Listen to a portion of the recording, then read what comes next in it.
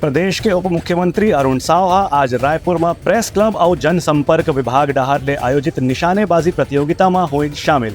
किहिन की दिन भर गंभीर काम में शामिल होए के संगे संग शारीरिक दमखम भी हवे जरूरी। रायपुर प्रेस क्लब और रायपुर पुलिस के संगे संग छत्तीसगढ़ के जनसंपर्क विभाग के संयुक्त आयोजन में पत्रकार मन पर राज्य स्तरीय शूटिंग प्रतियोगिता के अंतिम दिन प्रदेश के उप मुख्यमंत्री अरुण साव पत्रकार मन के बीच में पहुंच के निशानेबाजी के हाथ आजमाइन। ये मौका में पत्रकार मन के सराहना करत अरुण साव की इनकी जीवन के सर्वांगीण विकास में पत्रकार मन भी खेलकूद में भाग लेना चाहिए और कि मीडिया के काम भले ही लोकतंत्र में चौथा स्तंभ के रूप में माने जाते, लेकिन पत्रकार बनना खेल कूद के साथ शारीरिक मजबूती के बारे में भी ध्यान देना चाहिए। उनका ये कहना है कि मीडिया के हर तरह से भूमिका लोकतंत्र में बहुत महत्वपूर्ण माने जाते हैं।